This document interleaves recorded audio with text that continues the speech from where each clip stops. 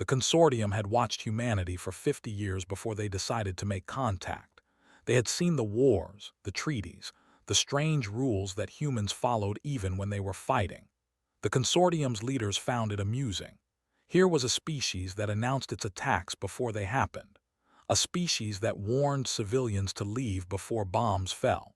A species that considered some weapons too cruel to use, even against enemies who wanted to kill them. They had conquered 37 star systems. They had built their empire by striking first and striking hard. They did not believe in warnings. They did not believe in mercy. Mercy was just another word for weakness. When the consortium's forward fleet arrived at the human colony called New Hebrides, they expected the usual response. Humans would talk. They would send diplomats. They would hold meetings and debates. They would argue about what to do while they did whatever they wanted. New Hebrides was a small world, a farming planet with green fields and small towns and 40,000 people living quiet lives. The planet was protected by one old patrol cruiser called the Endurance and a few hundred militia soldiers with basic rifles. It was not a military target. It was barely worth noticing. Admiral Orr stood on the bridge of his flagship and looked at the planet on his. He was old for his gray scales marked with the scars of many campaigns. He had conquered 12 worlds himself. He knew how to break an enemy's spirit. "Target the capital city," he said. His weapons officer looked up. "Sir, there are no military installations in the capital. It is mostly residential." "I know," Orr said. "That is why we will destroy it. The humans need to understand what happens when they stand against the consortium." The weapons officer hesitated for only a moment. Then he entered the commands. The bombardment began at midday local time. The people of New Hebrides had 12 minutes of warning. 12 minutes from the time the first alarm sounded to the time the first orbital strikes hit the ground. Some people made it to the shelters. Most did not. The capital city had been built in a valley between two rivers. It had parks and schools and a university. It had markets where farmers sold their crops and cafes where people met their friends. It had a governor's mansion where Sarah lived with her husband and 3 children. In 12 minutes, all of it was gone. 18,000 people died in the bombardment. 18,000 fathers and mothers and children and grandparents. 18,000 people who had woken up that morning thinking it was just another day. Governor Sarah died in her office, trying to coordinate the evacuation. Her husband died trying to reach their children's school. Their children died in their classrooms, together with their teachers and friends. The patrol cruiser Endurance moved to intercept the consortium fleet. Captain James knew he had no chance. His ship was old and slow, but there was something he could do before he died. "Record everything," he told his communications officer. "The bombardment, the civilian targets, the death toll. Get coordinates for every strike. Then send it all to Earth." The Endurance lasted 7 minutes against the consortium fleet. Just before the final volley destroyed his ship, Captain sent one last transmission. It contained the footage of the bombardment, the casualty counts, and the coordinates of every impact. Nothing else. No words, no pleas, no demands. Just the facts of what had happened. Admiral Orr watched the human ship die and felt satisfied. This was how war was supposed to be fought. No negotiations, no delays, no weakness. Just power applied directly until the enemy submitted. His communications officer approached him with a puzzled expression. "Sir, we are not receiving any response from Earth." "Give them time," Orr said. "They are in shock. They need to process what has happened." "Yes, sir, but usually humans respond immediately to this kind of event. They send protests, demands, threats. The silence is unusual." Or waved a hand dismissively. "Let them be silent. It will make our work easier." He ordered his fleet to begin the occupation of New Hebrides. His soldiers landed and took control of the surviving towns. They rounded up the colonists and sorted them for labor allocation. The consortium had use for workers. The humans would serve their new masters. 3 days passed, 3 days of silence from Earth. Then the United Earth Council issued a statement. It was short, just 3 sentences. It was read once on all human broadcasts and then never repeated. The consortium has demonstrated that it does not recognize the rules of civilized warfare. They have attacked civilian targets without warning. Accordingly, humanity will no longer apply those rules in return. No declaration of war followed, no deadline for withdrawal, no list of demands. Just silence. The ambassador on Earth was named. He was a skilled diplomat who had negotiated with humans for many years. He understood them, or thought he did. They were emotional creatures who valued fairness and justice. They followed rules because rules made them feel safe. When the Council's statement was released, requested an immediate meeting with the human Secretary General.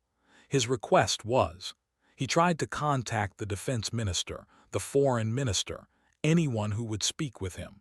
No one would take his calls. Then a junior official arrived at the consortium embassy with a formal notice. Diplomatic credentials had been revoked. He had 48 hours to leave Earth. "This is outrageous," protested. "I have done nothing wrong. I represent my government. You cannot simply expel me without cause." The human official, a young woman with dark hair and an expressionless face, looked at him without sympathy. "You represent a government that just killed 18,000 civilians. Your credentials are revoked. You have 48 hours. My shuttle requires repairs. The departure bay said it will take at least a week." The woman's expression did not change. "Then I suggest you start walking." Felt something cold run through him. This was not how humans talked. Humans were polite even when they were angry. They followed protocols. They treated diplomats with respect. "What are you going to do?" he asked. The woman looked at him for a long moment. Then she turned and walked away without answering. Reported everything to Admiral Orr and the High Council. He described the silence, the cold faces, the complete absence of the usual human responses. Something had changed, he warned. Something fundamental. The High Council dismissed his concerns. Humans were weak. They followed rules because they could not win without them. Their silence was not a sign of strength. It was a sign that they knew they were beaten. "Continue the occupation," High Counselor ordered. "Extract the planet's resources. Process the population for labor. The humans will complain and protest and eventually accept the new reality. They always do." On New Hebrides, the surviving colonists were put to work. They were forced to dig for minerals and harvest crops and build facilities for their new masters. Those who resisted were made examples of. Those who cooperated were given enough food to survive. The consortium soldiers found it strange that the humans did not fight back. There were no attacks on patrols, no acts of sabotage, no resistance of any kind. The colonists simply worked and watched and waited. "They are broken," one officer reported. "They have accepted their situation." But some soldiers noticed something in the colonists' eyes. Not fear, not defeat, something else entirely. They were waiting for something. A month passed, then two. The Consortium Intelligence Service watched human space for signs of military buildup. They saw nothing. No fleet movements, no unusual activity, no preparations for war. Human ships continued their normal trade routes. Human stations operated as they always had. "They have accepted the loss," the intelligence chief reported to the High Council. "The colony was not strategically important. The humans have decided it is not worth fighting for." And nodded with satisfaction. As expected, the humans talk about justice and fairness, but when the cost is too high, they accept reality. "We will continue to expand. Their other colonies will fall as easily as this one." Admiral Orr was promoted for his success at New Hebrides. He was given command of the occupation forces and a larger fleet to continue the consortium's expansion. He began planning attacks on other human worlds. But sometimes, late at night, he remembered the silence, the complete absence of response from Earth, the way the human official had looked at the ambassador without any anger or fear in her eyes. And he remembered a report his analysts had shown him long ago, when the consortium first began studying humans. It was about something that happened in human history, a war where one nation attacked another without warning, killing thousands in a surprise strike. The nation that was attacked did not respond immediately. They did not negotiate. They did not issue threats. They spent years quietly building their strength, and then they destroyed the nation that had attacked them, completely and utterly, until nothing remained but ashes and surrender. The analysts had noted that humans called this patience, or pushed the thought away. That was ancient history. Humans were different now, softer, more civilized. But still, sometimes, he wondered why they were so quiet. And he wondered what they were waiting for. 6 months passed after the bombardment of New Hebrides, 6 months of silence from Earth. The consortium continued its occupation. They had built new facilities on the planet and extracted millions of tons of minerals. The human colonists worked in the mines and factories, never complaining, never resisting. They were model prisoners. Admiral or had moved on to planning new conquests. The humans had shown they would not fight for their outer colonies. Other worlds would fall just as easily. The consortium would continue to grow. Then the sovereign mandate disappeared. The sovereign mandate was the largest warship in the consortium fleet. It was 3 kilometers long and carried a crew of 12,000. It was the flagship of the Second Fleet, commanded by Admiral, one of the most decorated officers in consortium history. The ship was on routine patrol in consortium home space, 500 light-years from the nearest human system.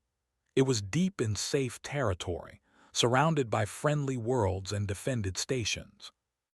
One day, it simply stopped transmitting.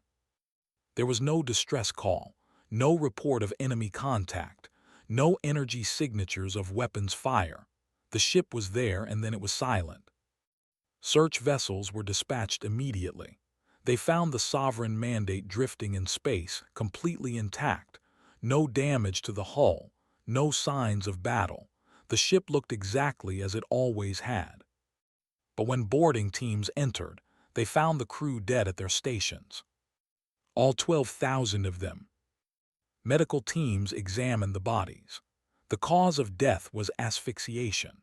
The crew had died over a period of several hours as the oxygen levels in the ship slowly dropped.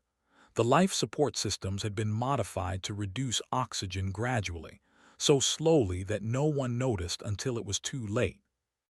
The ship's logs had been completely erased.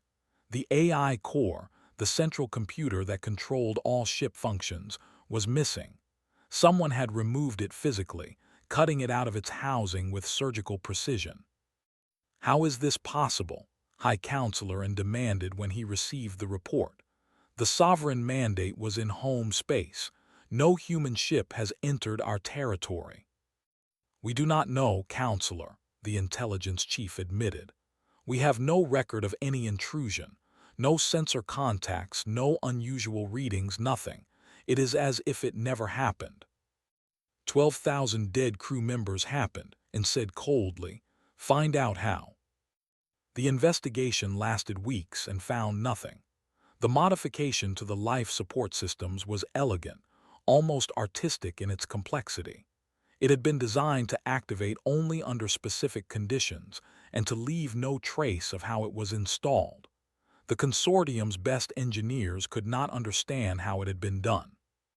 Before they could solve the mystery, another disaster struck. The consortium's primary agricultural world was called. It produced most of the grain and vegetables that fed the home systems. Billions of people depended on its harvests. That year the harvest failed. At first the farmers thought it was a disease. The crops looked healthy, But when they were processed for consumption, they killed everyone who ate them. Thousands died before the source was identified. The crops had been genetically modified at the cellular level. Someone had altered them to produce a toxin that was harmless to humans but lethal to physiology. The modification was so precise, so subtle, that it took months for consortium scientists to even detect it. "This is not possible," the lead scientist reported. "This modification requires technology we do not possess. It would have to be done planet-wide, affecting billions of plants simultaneously. We do not know how anyone could do this." The food crisis spread panic through the consortium. Emergency rations were distributed. Other agricultural worlds increased production. But the message was clear. Someone had struck at the very foundation of consortium society. The humans, and said, "It must be the humans." "There is no evidence of human involvement," the intelligence chief said.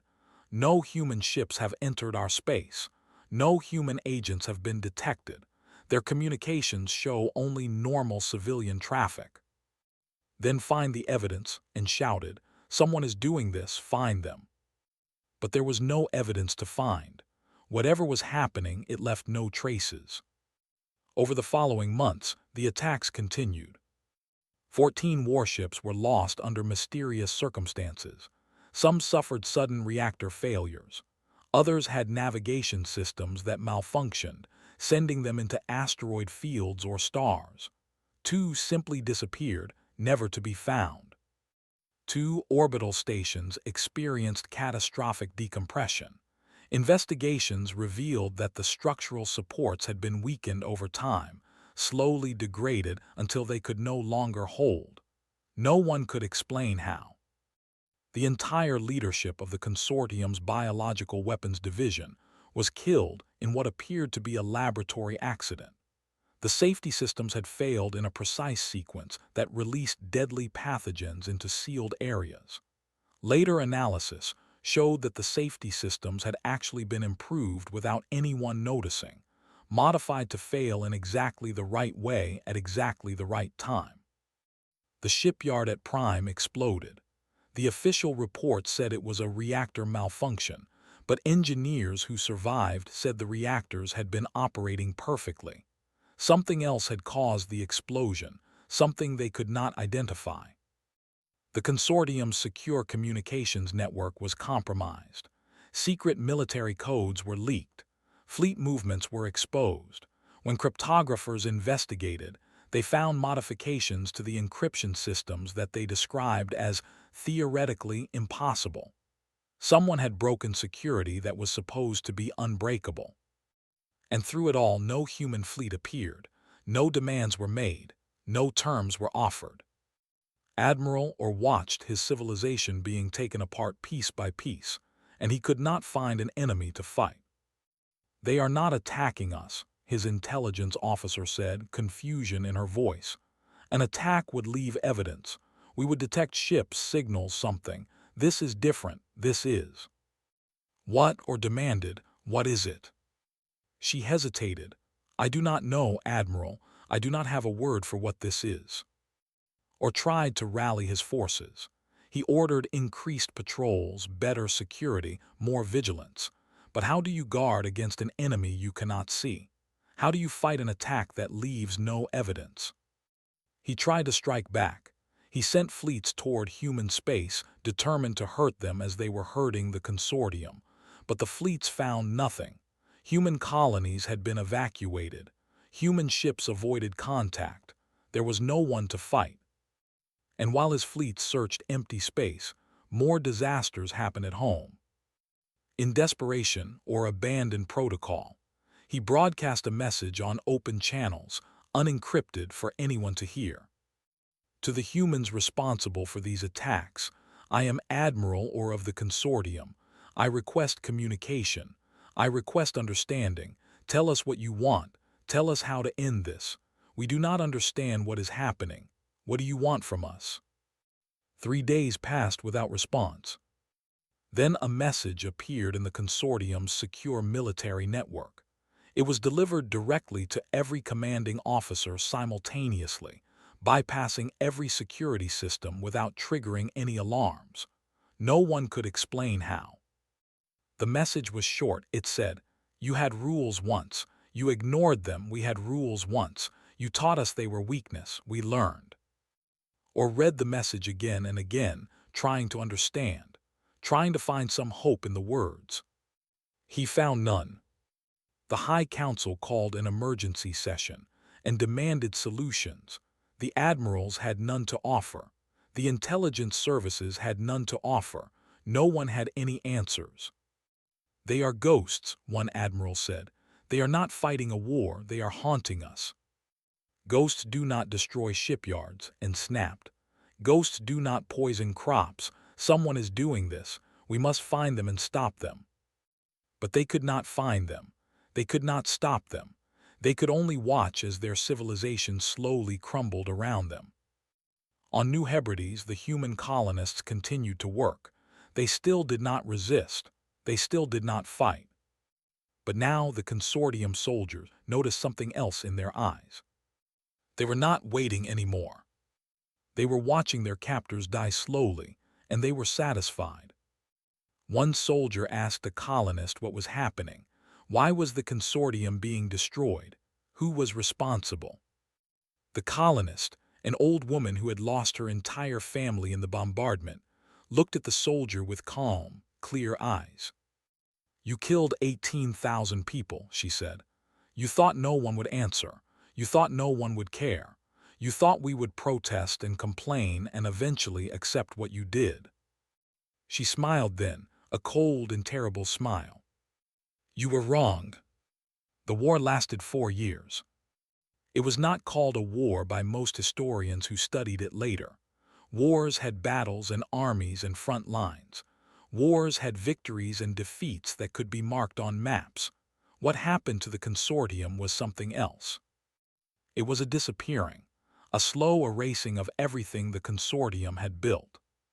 By the second year, the central government had lost control of most of its territory. Outer colonies cut their connections to the home systems, hoping that isolation might protect them. It did not. Whatever was hunting the consortium did not care about political boundaries. Power grids failed without warning. Cities went dark for days, then weeks. When engineers fixed one system, another failed. They were always one step behind, always reacting to disasters they could not predict. Supply chains collapsed. Cargo ships disappeared or arrived with empty holds. Manufacturing plants stopped producing because they could not get materials. Populations that had lived in comfort for generations suddenly found themselves struggling to find food and medicine. Military officers died in accidents. One fell downstairs. One was killed in a shuttle malfunction. One choked on food at a formal dinner. Each death looked natural. Each death was investigated and found to be nothing more than bad luck. But so many admirals and generals dying of bad luck began to seem like something other than luck. The consortium's currency became worthless. Economic systems were corrupted in ways that experts could not fix. Savings disappeared. Trade became impossible. Worlds that had been wealthy found themselves unable to buy basic supplies. Communication satellites went dead one by one. Planets found themselves cut off from each other, unable to coordinate, unable to help each other. The consortium had been a connected civilization. Now it was a collection of isolated, struggling worlds. High Counselor and watched his empire die, and could do nothing to save it. "This is not warfare," he said in a meeting with his remaining advisors. "This is extermination. They are wiping us out slowly, making us suffer. Where is the honor in this? Where is the decency?" His science advisor, an old female named Al, looked at him with tired eyes. "You speak of honor and decency," she said quietly. "Do you remember New Hebrides?" "That was a military action," and said. "It was necessary to demonstrate our strength. It was the bombardment of a civilian city. 18,000 dead, including children in their schools. You ordered no warning given. You wanted them to suffer." And started to respond, then stopped. He had no answer. "The humans had rules," Al continued. "They warned their enemies before attacks. They tried to protect civilians. They considered some weapons too terrible to use. We called it weakness. We showed them that rules were for the foolish." She looked out the window at a city that was slowly going dark as another power grid failed. "They learned," she said. "They learned what we taught them." By the third year, the consortium stopped trying to fight back. There was no enemy to fight. There were only systems failing and supplies running out, and people dying from things that should not have killed them. Some worlds tried to surrender. They broadcast messages to human space, offering anything, promising anything. They received no response. The disasters continued. Admiral Orr, who had commanded the attack on New Hebrides, spent his final months trying to understand what had happened. He read every report, analyzed every incident, searched for some pattern that would explain how the humans were doing this. He never found it. What he did find, in old records and forgotten files, was the history of human warfare. He learned about conflicts where humans had followed rules even when it cost them. He learned about prisoners who were treated with dignity and civilians who were protected even in the worst fighting. He also learned about what happened when those rules were broken. There were examples throughout human history, times when one side had crossed certain lines, had done things that were considered unforgivable. The response was never immediate. Humans did not react with blind rage. They planned, they waited, they built. And then they destroyed their enemies so completely that nothing was left. "They are patient," Orr wrote in his final journal entry. "We thought their rules made them weak. We did not understand. The rules are not weakness. The rules are the cage that keeps something much worse contained. We opened that cage. Now we are learning what was inside." He died 3 days later when his shuttle lost power over an ocean. The investigation found no evidence of sabotage. It was just another accident. In the fourth year, what remained of the consortium government decided to surrender. There was nothing else to do. Their military was gone. Their economy was destroyed. Their people were starving. N, who was now old and broken, composed a message of surrender. It offered everything the humans might want: territory, resources, reparations, war crimes tribunals, complete submission. "We acknowledge our wrongdoing," the message said. "We accept full responsibility for our actions. We offer unconditional surrender and ask only for mercy." The message was broadcast to human space. Then they waited. For 3 days, there was no response. Some feared that the humans would not accept surrender, that they intended to destroy the consortium completely. Then a single human ship appeared above the consortium. It was a small diplomatic vessel, unarmed and unescorted. It emerged from faster-than-light travel and took position in high orbit. N and the surviving counselors watched the ship on there. They had never been so afraid in their lives. A transmission came from the human ship. A woman appeared on the screen. She was older, with gray hair and a face that showed no expression. She wore the uniform of a human diplomat, simple and unadorned. "I am ambassador," she said. "I speak for the United Earth Council." And recognized the name. The same name as the captain of the Endurance, the ship that had been destroyed defending New Hebrides. "Ambassador," he said, his voice shaking slightly, "we offer our complete surrender. We will agree to any terms. We will do anything you ask. Please, end this." The ambassador looked at him with calm, steady eyes. "Humanity accepts your acknowledgement of wrongdoing.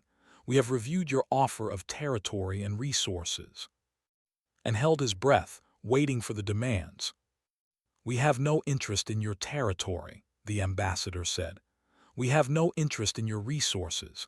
We do not want your worlds or your wealth." Confusion crossed N's face. "Then what do you want? What must we do?" "We require only one thing," the ambassador said. "You will remember." "Remember what?" "The 18,000, the people you killed at New Hebrides. Their names have been transmitted to your archives. Every name, every person. You will memorialize them. You will build monuments to them. You will teach your children what you did and what it cost you." She paused, and for the first time, something like emotion crossed her face. "You will never forget that the rules of civilized warfare exist not to protect the weak from the strong. They exist to protect everyone from what the strong become when those rules are abandoned." "And did not understand. That is all you want us to remember." The ambassador looked at him with something that might have been pity, or might have been contempt, or might have been both. "We were a people who warned our enemies before we attacked them," she said. "We built shelters for civilians and treated prisoners with dignity. We believed that some things were too terrible to do, even in war. We believed that victory meant nothing if it required us to become monsters." She took a breath. "You took that from us. For 4 years, we have been something else, something that we do not want to be. We will spend generations trying to become what we were before, trying to rebuild the rules you taught us to abandon, trying to find our way back to being a people who values mercy and restraint." Her voice hardened. "And you will remember what we became when we had no rules. You will remember what humanity looks like when we have nothing left to lose. You will teach your children and your children's children so that no one ever makes the mistake you made." And finally understood, the humans were not taking revenge. They were leaving a lesson. "We will remember," he said. "We will teach our children. We will never forget." The ambassador nodded once. "See that you don't." The transmission ended. The human ship turned and disappeared into faster-than-light travel. The war was over. In the years that followed, the consortium rebuilt. Slowly, painfully, they put their civilization back together. They never regained their former power. They never tried to. They built the memorials the humans had demanded. 18,000 names carved in stone and metal on every world they controlled. Monuments to the people they had killed and the price they had paid. They taught their children the story. How the consortium had been powerful and proud. How they had attacked a peaceful farming world because they thought they could. How they had ignored the rules of war because they believed rules were for the weak. And how the humans had shown them what true strength looked like. The story spread beyond the consortium. Other species heard it. Other empires learned from it.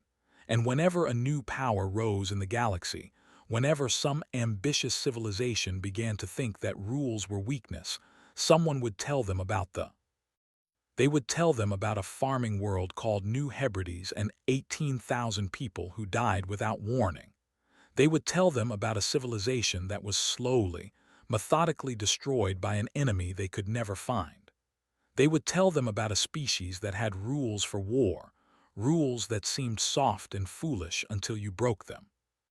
The lesson was always the same. The humans have rules, many rules. They will tell you what the rules are. They will follow them faithfully. They will give you every chance to follow them too. But if you break the rules first, if you cross certain lines, they will not warn you. They will not threaten you. They will not negotiate. They will make sure you never forget why the rules existed in the first place. And that was the story of how the consortium learned about humanity, not through diplomacy or trade or cultural exchange. They learned through silence and patience, and a lesson written in the ruins of their empire. The humans never spoke of the war afterward. They did not celebrate their victory. They did not write songs about what they had done. They simply rebuilt their rules, slowly and carefully, trying to become once again the people they had been before. A people who warned their enemies. A people who protected civilians. A people who believed in mercy. But they never forgot what they were capable of, and they made sure no one else forgot either. Some stories say that Ambassador was the daughter of Captain James, who died defending New Hebrides. Some say she volunteered for the mission so she could deliver the final message herself. Some say that when her ship left consortium space, she finally allowed herself to cry for the first time in 4 years. Whether the stories are true, no one knows. The humans never confirmed or them. But on the anniversary of the New Hebrides bombardment, every year, a single human ship would appear above the planet. It would stay for 1 hour in silence and then leave. The consortium never discovered who sent those ships or why, but they never tried to stop them either. It was, perhaps, the closest thing to a memorial that the humans allowed themselves. A moment of silence for the 18,000, a reminder of what was lost, and a warning for anyone watching of what the rules were for.